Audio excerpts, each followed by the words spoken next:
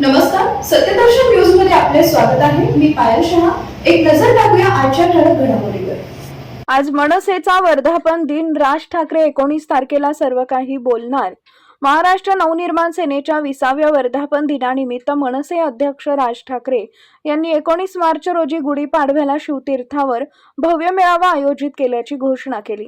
या मेळाव्यातच आपण सविस्तर बोलणार असल्याचं त्यांनी स्पष्ट केलंय.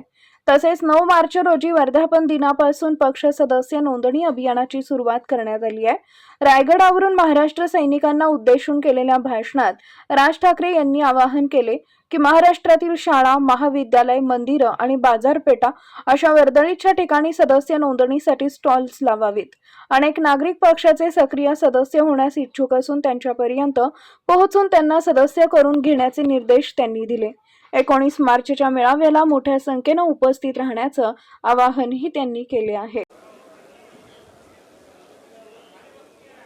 20व्या वर्धापन दिनाच्या माझ्या तुम्हा सर्वांना महाराष्ट्रातल्या माझ्या सर्व महाराष्ट्र सैनिकांना माझ्या मनपूर्वक शुभेच्छा. मला कल्पना आहे इथे गरम खूप होतंय. दरवर्षी आपण वर्धापन दिन एखाद्या हॉलमध्ये साजरा करतो, तिकडे सगळे तुम्ही येता.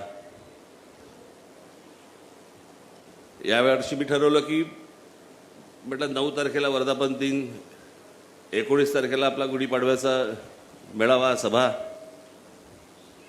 म्हटलं 9ला पण बोला, 19ला पण बोला. म्हटलं जे काय बोलायचं ते एकदा 19 तारखेलाच बोलून टाकू. आणि म्हणून मग आम्ही सगळ्यांनी ठरवलं की बाबा मग 9 तारखेला आपण काय करावं. तर पक्ष सदस्य नोंदणी ही बरेच दिवसापासून आपली करायची चालू होती. म्हटलं आपण 9 तारखेला वर्धापन दिनाला पक्ष सदस्य नोंदणी आपण सुरू करू. आज माझ्या महाराष्ट्रातल्या सर्व माझ्या सहकाऱ्यांना, माझ्या सर्व महाराष्ट्र सैनिकांना माझं आवाहन आहे,